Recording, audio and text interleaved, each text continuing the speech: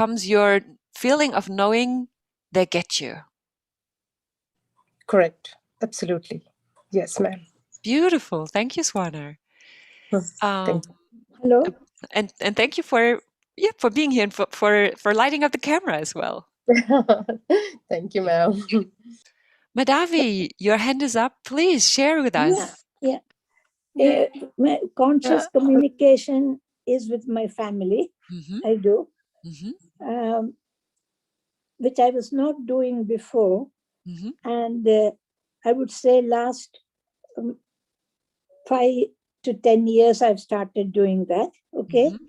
Before, it always used to be in conflict. Because I don't listen. I hear what they're saying, but I don't listen to what they're saying.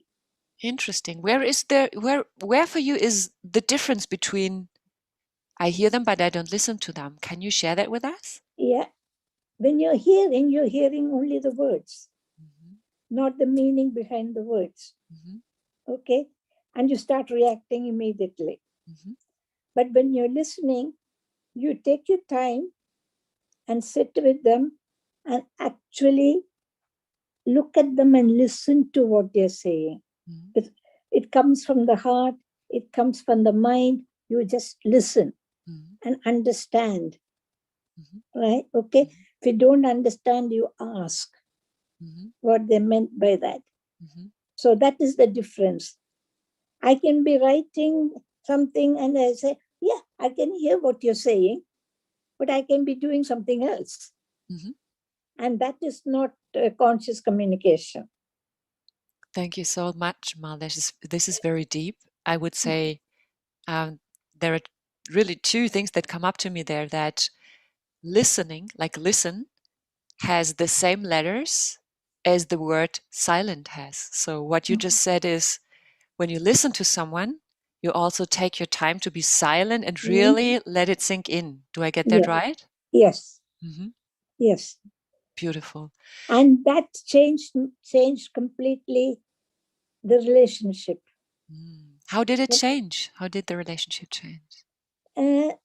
First of all, they felt that I'm here. I'm hearing what they're saying. Listening to what they're saying, and they felt I understood what they were saying, right? And when I reply to what they're saying, I always say, just think about it and take on what you think is right for you. So you give a choice there, right? You don't force it on them, but you give them a choice? Choice. Because only you know what is right for you, okay? I don't know. That might be right for me, but may not be right for you. Beautiful. This is what you make there is choice instead of advice. Yeah. Right? Yeah. Beautiful. And usually they come back and say, Mom, you were right. Okay? You were right. I understand what you're saying. You were right. We'll do it the way you said. But you also accept when they don't, like when they take another choice, then that's fine for you as well? Absolutely. It's absolutely okay for me. I always tell them that. Whenever they're changing the job or everything, I say, okay, I'm a little bit anxious, not a lot. There's a tiny bit anxious, which when they change the job. But I say, if the job suits you, go for it. But if you think it doesn't suit you, it's okay not to go for it. So is there, you go and, I'm sorry, you go? No, it is their choice. Not my choice, it's their choice. So is there also an aspect of trust and surrender in conscious communication for you there? Because yes.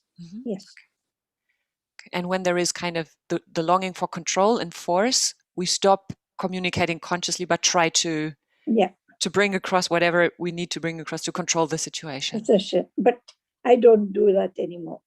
Beautiful. And how do you yourself feel differently after you changed your way of communicating? I feel good because there's a lot of laughter in the house now, okay? Because they understand me and I understand them when they joke and tease me all the time. Okay, right? And the atmosphere is very peaceful and very beautiful. Wonderful. Thank you so much for sharing, Ma. That's amazing.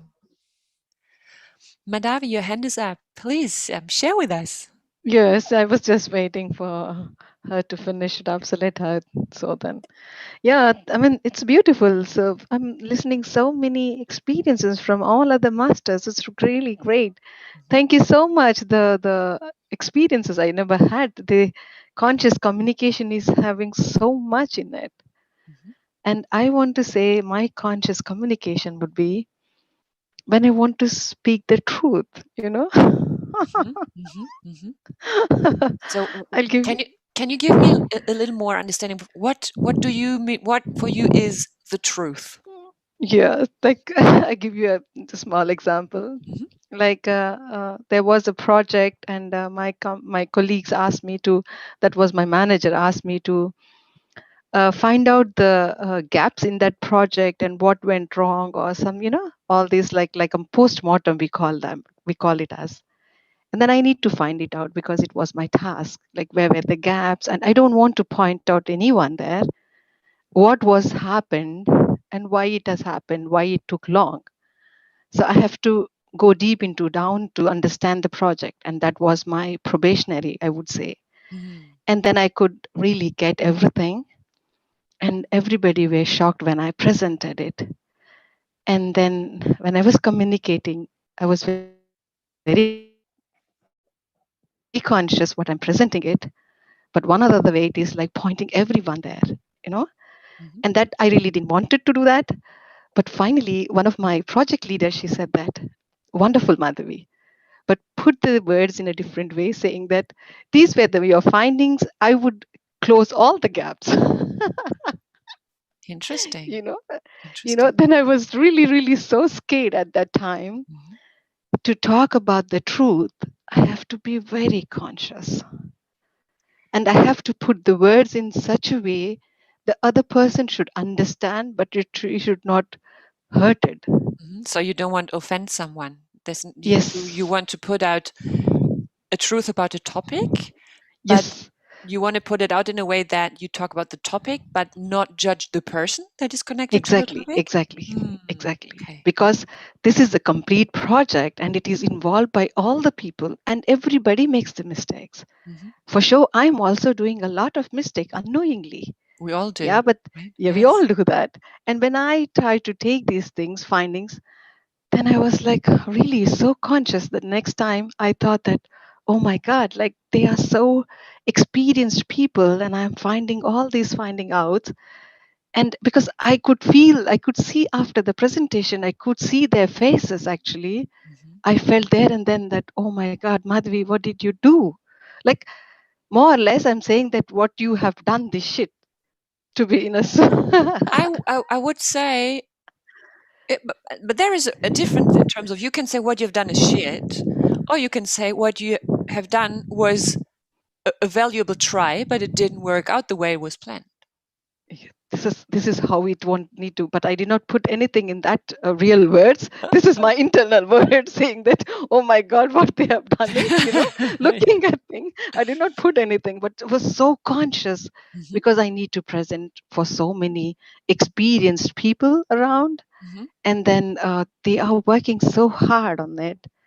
At the same time, I need to deliver the truth, but at the same time, I don't want it to hurt them. And then later on, I understood from my project lead saying that whenever you put this kind of a situation, Madhavi, your boss has given you the tough situation for you to deliver this task. You make it more easier next time, saying that these were the gaps and these were filled by me. That's it. I was like so happy. Now I learned it like to be very, very conscious when we speak about the truth. Really, really, So this is what I understood, at Beautiful. least in my life. So, Madhavi, would you say conscious communication also has to do with cautiousness? So, consciousness and communication is also about cautiousness? Yes, we have to be so cautious how we are delivering, to where we are delivering, and to whom we are delivering, and for what we are delivering. All these questions comes up. And for me, the conscious communication would be sit calm and just put it with your eyes or put it with your smile. Communicate everything with your gesture, not with the words or with the sentences. I would love to do that so that I don't put out so many words out or which really hurt the other person. Yeah. Yeah, that would be my conscious communication. I can totally understand that, because it would be so good if we could deliver everything by the energy coming from our being instead of our words in some ways. Exactly. That's absolutely I wanted to say, so that we will not get hurt with the words or with the sentences, everything. Just what I want to present it the way I am, and then that the person can really understand it the way I am. Yeah, thank you so much. This is a wonderful topic, actually. Very, very thank you. A huge pleasure. Thank you all for joining in and sharing. Shireen, your hand is up as well. Please share with us.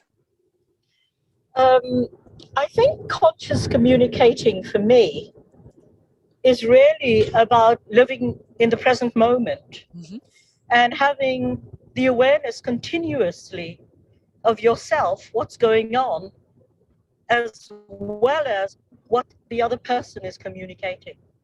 But being in the present moment for me is the key, because in that moment, everything is known.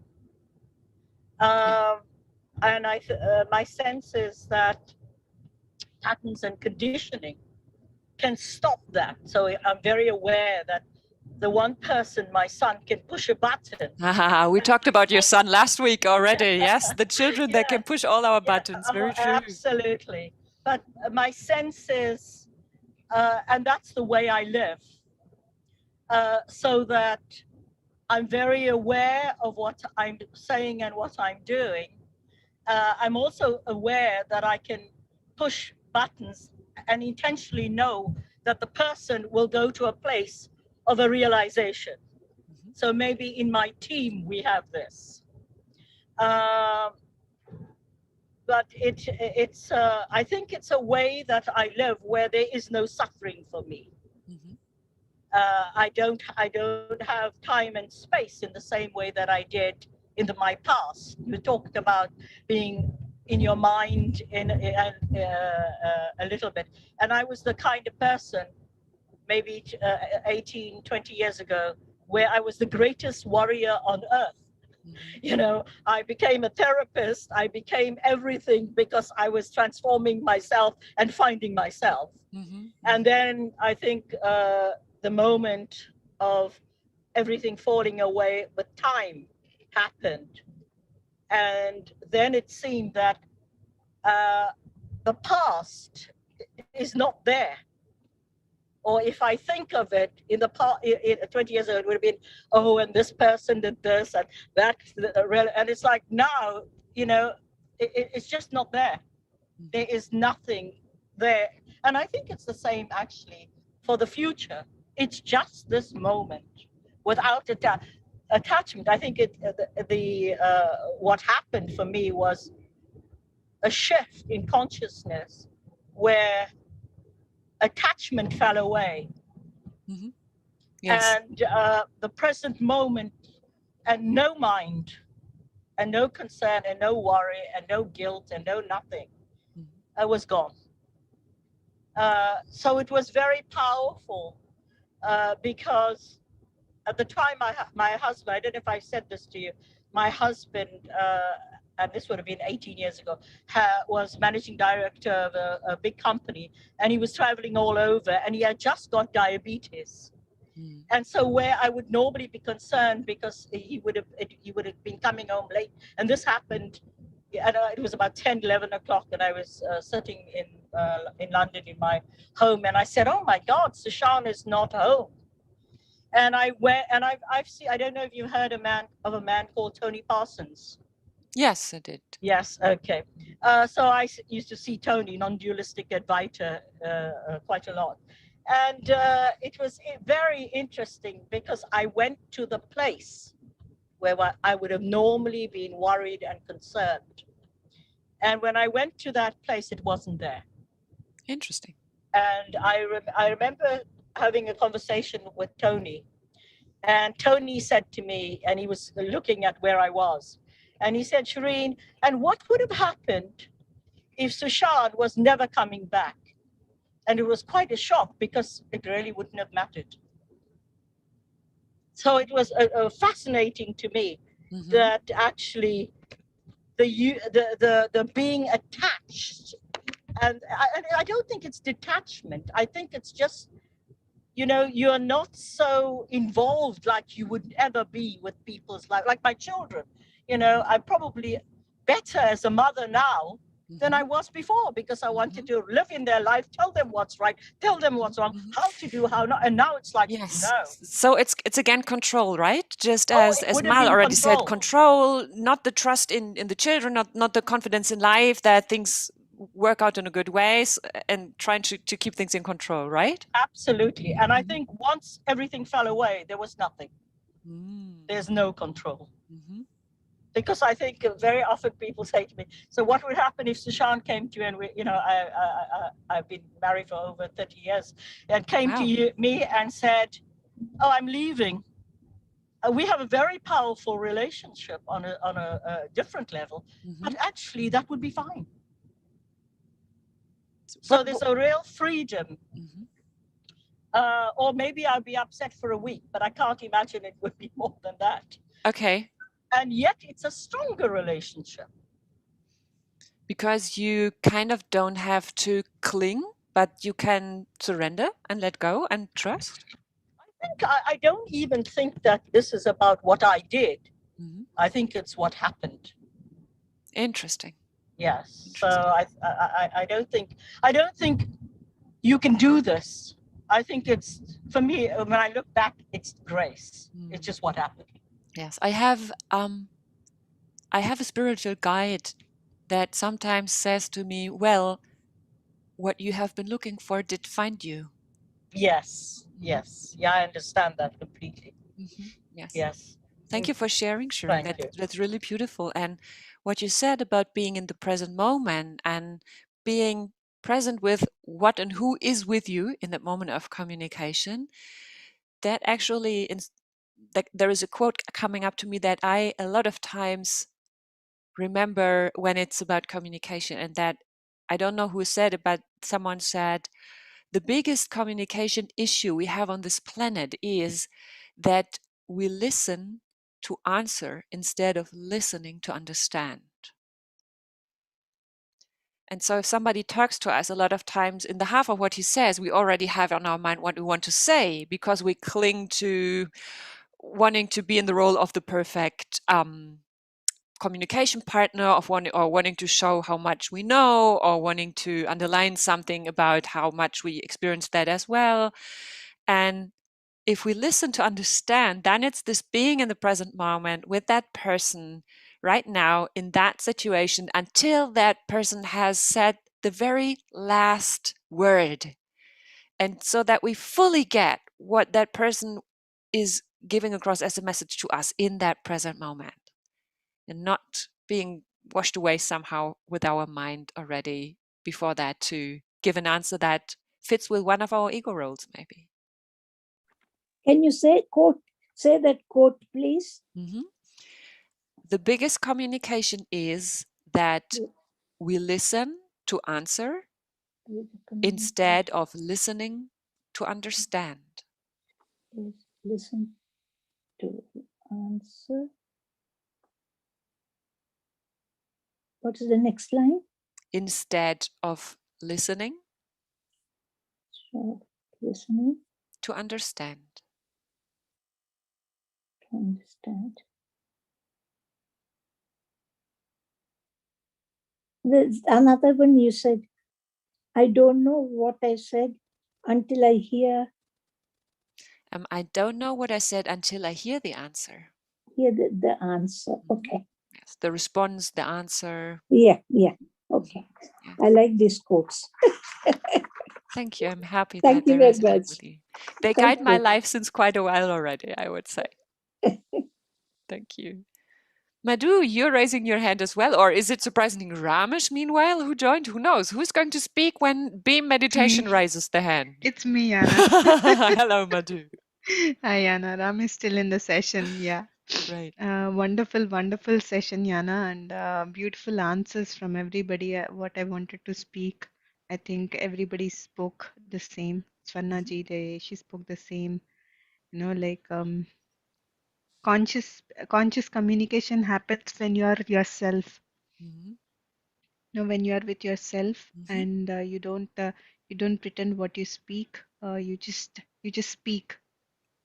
Mhm. And only communication doesn't mean that only speaking, it's also listening. As Malaji was telling, that before practicing meditation, or before getting into know about all these mindful techniques, we were just hearing.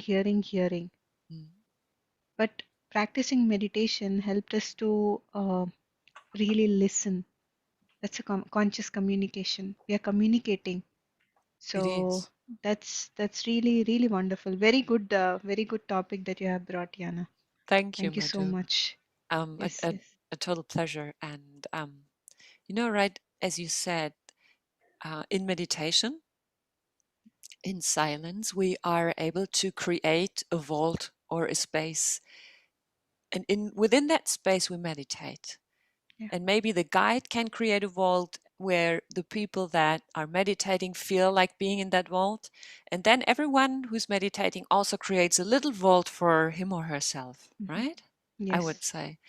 And this is what also happens in my experience when, like you said, listening to someone and being silent, you create a space in the communication for the other person to unfold.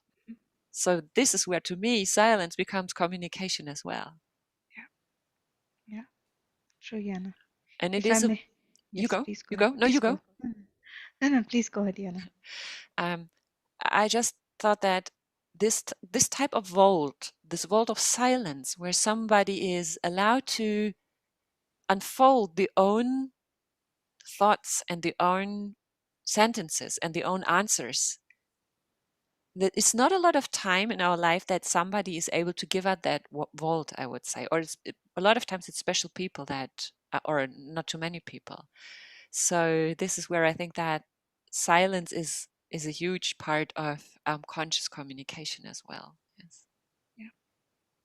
So I would like to share, maybe if we have time, a couple of Yes, minutes. please, Yes. please. So I would like to share here about my experiences, how my life was, how I was communicating previously before practicing meditation, Mm-hmm. and how it changed later. Before, when I was talking to my relatives, they don't bother, like what I'm speaking. They didn't care, like what I'm speaking. They were not listening. They were just hearing, but they were not listening. Maybe Mm-hmm. I was not very confident enough to express what I really wanted to express, Mm-hmm. because the words play a crucial role in how you impact people, or how you bring change in people, or how you want to communicate with the people. What meditation brought me is, like it brought me how to be aware and mindful of where to speak, when to speak, as Madhavi said, and whom to speak. Like if somebody is saying something, and I know that what they are not speaking is right, I just say still. I just stay calm. Silence doesn't mean only that through words, silencing also the mind at that time. Mm-hmm.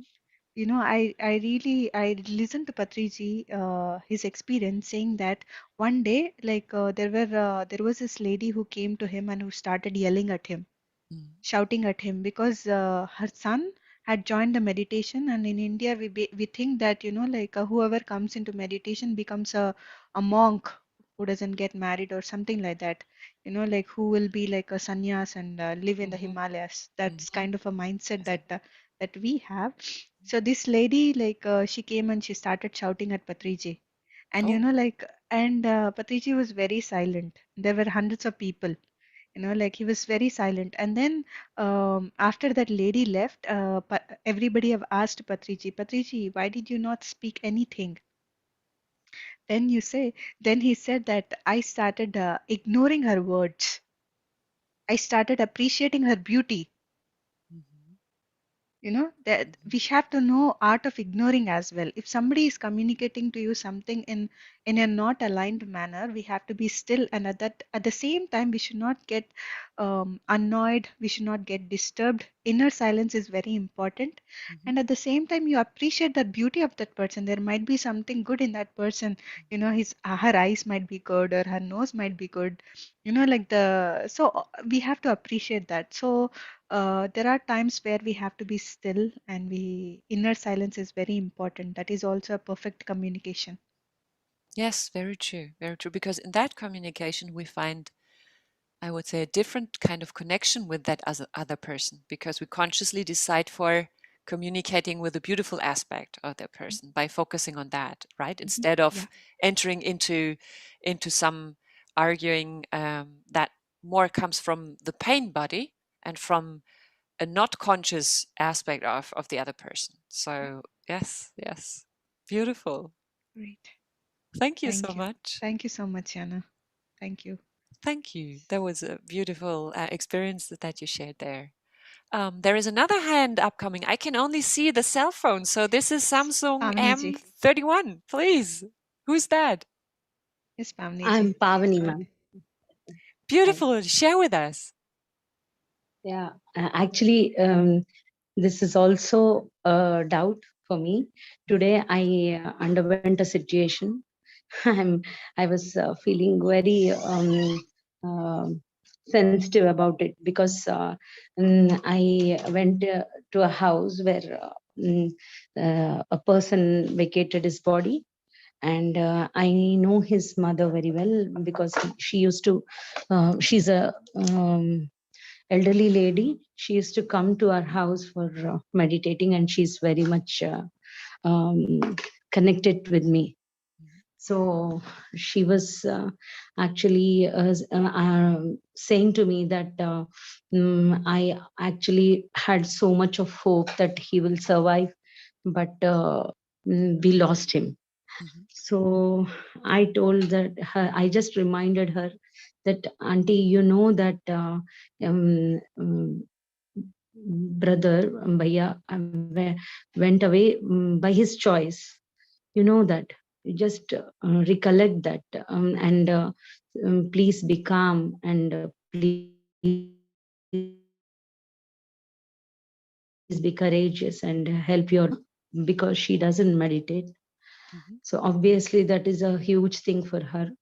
And I was feeling very sensitive about it. Did I speak anything wrong? Because her daughter-in-law, my auntie's daughter-in-law, when I was coming out of their house, when I spoke to her, please be courageous, then she just asked me, how come he can do that choice? How can he leave his life partner in the middle way, and how can he leave? So I was feeling so actually I was disturbed, because should not I speak like that? Because everybody can't understand that. Should we do like how other people are speaking? They speak that very bad has happened, this shouldn't happen like this. All these words which other people are saying, should we speak like that, or should we keep calm? We shouldn't speak on those words which others cannot understand.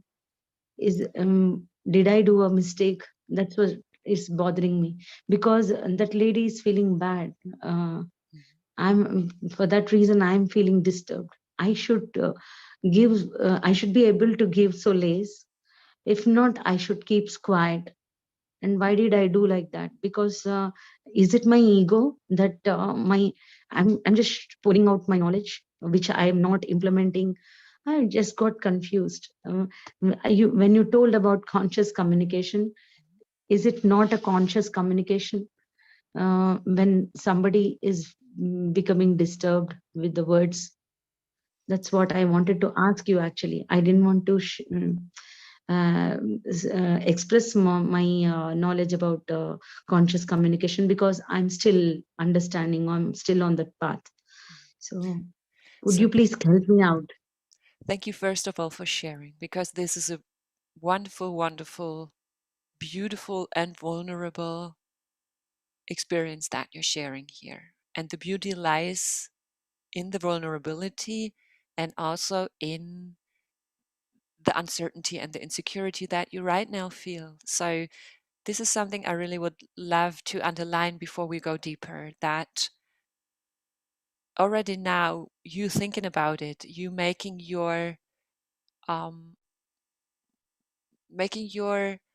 conclusions from all of this is highly conscious, right? So this is amazing and beautiful. Before I give you an answer, I would like to ask a question. How does it come that you have the feeling you did something wrong? Where does that come from? Because that lady got disturbed, and my duty is to at least give some peace to them. Otherwise, I should keep quiet. I shouldn't speak at all. So, where my words are not needed, how can I speak like that? How am I so irresponsible? So that's what it was bothering me. And what do you think was your reason for saying these things to her?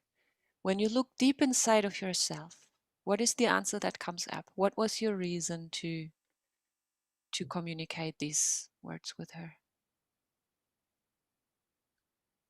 Actually, I didn't communicate with her. I communicated with auntie who meditates a lot, who is a very good meditator, and who is very good at understanding things.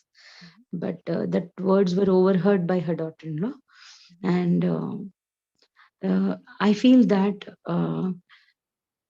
right now it might bother her, but later on she will understand that. But now it's not the right time to speak like that.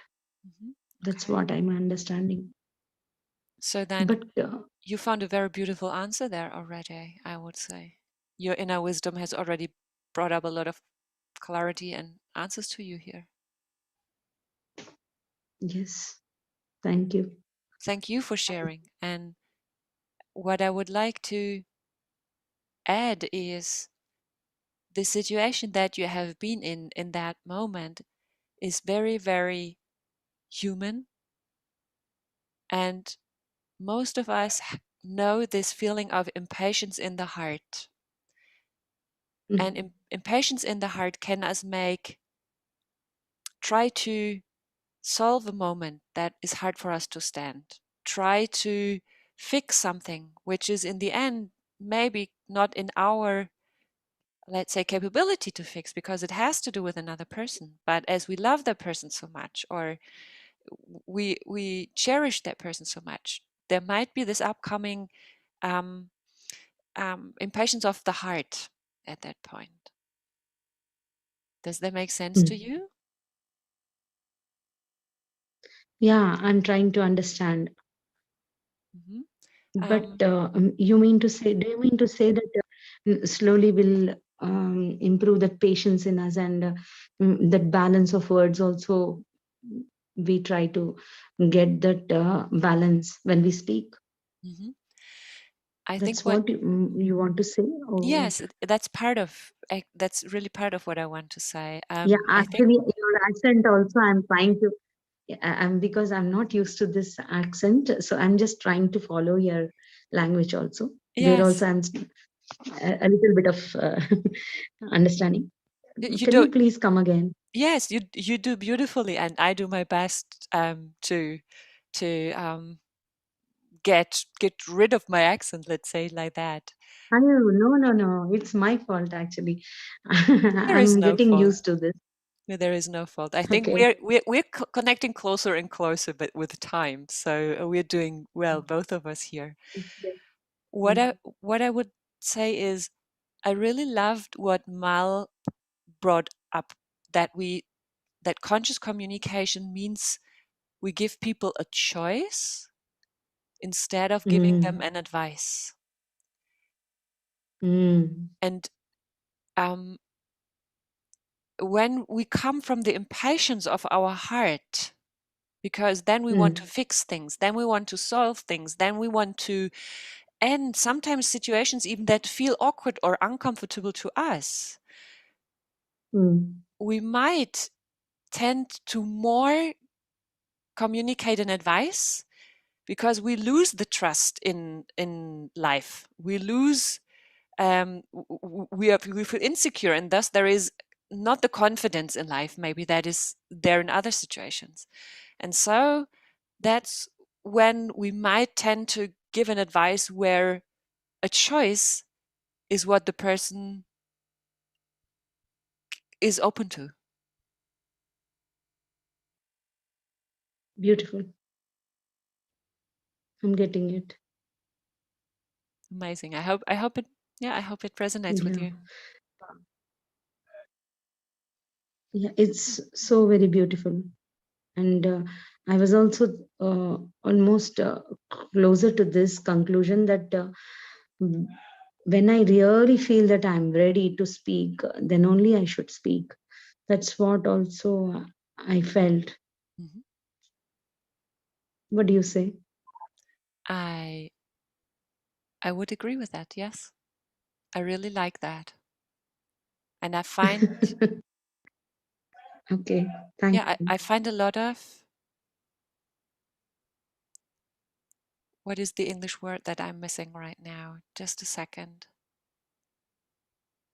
I find a lot of, indeed, beauty in there. Beauty in the way you cherish the experience of today, communication, and the way you embrace it. Does that make sense to you? Yes, yes. Thank you. Thanks a lot. Thank you so You much. helped me. Thank you so Thank you. much for sharing. That was a really, really, really beautiful way to share with us. Thank you. Thank you. I'm deeply touched that you trusted us as the group here to be your sounding board. Thank you so Thanks a much. lot. Thank you. Thank you. Lots of love. Thank you. Everybody, it was such a beautiful discussion. And the time flew because we're already talking about this topic for an hour now. And yes, exactly, beautifully, Swana. And I have back-to-back meetings in the mindset maintenance community.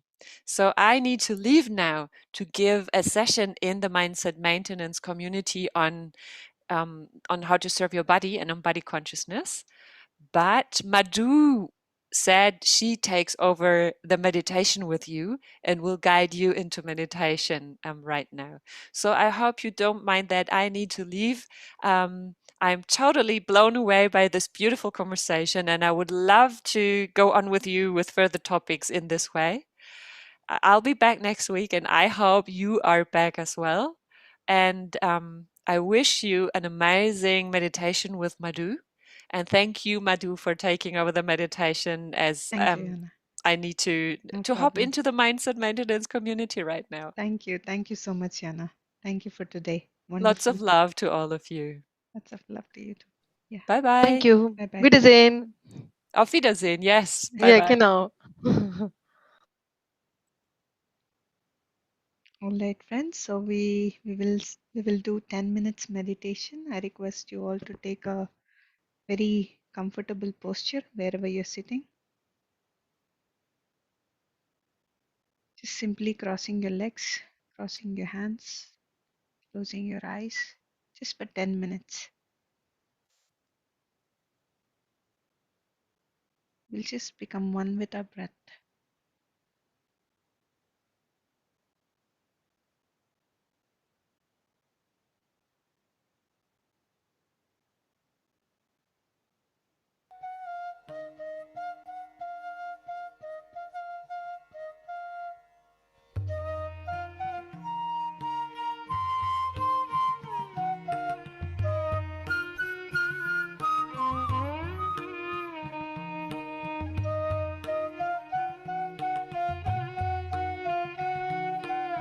Just be with your breath, friends.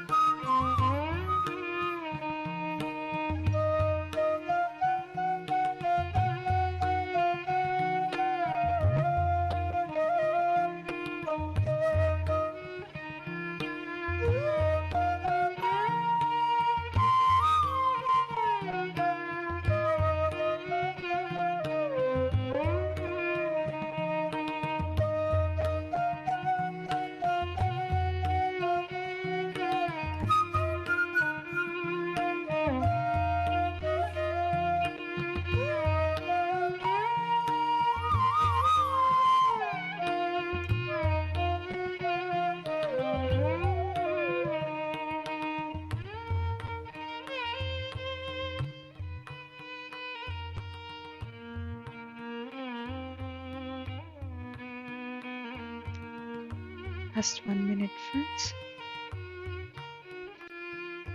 Slowly bring back your awareness to your physical body and to your surroundings.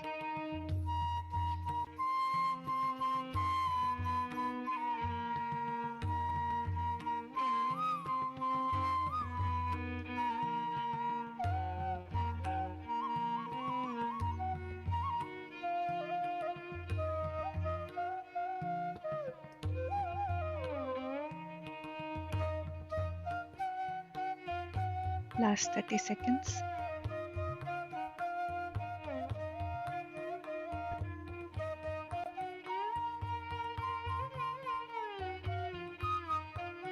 Five, 4, 3, 2, 1, 0. Now slowly place your both hands over your eyes for a few seconds. And whenever you're ready, you slowly remove your hands and open your eyes. So welcome back, friends. So I hope today's session with Master Jana had been really good. And we had taken so many insights, and thanks to Swarnaji for typing the points in the chat. Yes, Maltiji. Is this music? Yes, it is Lingashtikam. The flute is played by Patriji. Oh, beautiful. I tell you, it's just, I don't know, I just went away with it. Wow. Amazing. Something it was happening to me. I don't know how to explain. Yes. Listening to it, because I put Lingashtam first thing in the morning. Mm-hmm. It is said like a sloga, actually. Yes. But this is absolutely mesmerizing, beautiful. I don't know. Wonderful, Maltiji. Great. And I'm going to share this link with you right away. Okay. Thank you. Yeah. Thank you so much. Yes, friends. Anybody else?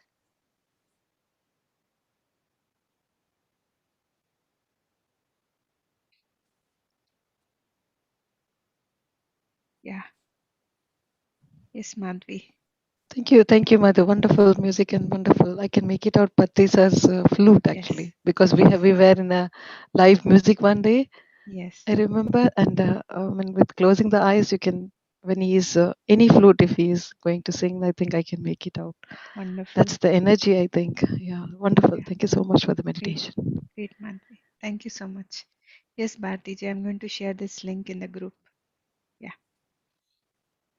So, all right, friends, then we will all see each other again in the morning for the meditation and then for the book sharing. And tomorrow we will have Master Sharu for who will be speaking about energy vampires. So it's a new concept. So we will get to know about that tomorrow from Master Sharu. And friends, day after tomorrow morning we will be having Patriji. So he'll be coming, and so the links will be shared. So day after tomorrow, if you want to come and share your experiences with Patriji, share your journey with Patriji, he'll be really happy to listen from you all. So we will be sharing the link soon in the group, so you can all join. And it is going to be a wonderful session, interactive session. Is it the 5 o'clock one, 5 a.m. one you're talking about? It is at 5:45 a.m. UK time, Maltiji. So UK and Europe team we both are coordinating and making this program. Yeah. Okay. Thank you. Wonderful. Thank you, Maltiji. So, all right, friends. Then till we see each other, have a lovely night and a lovely day.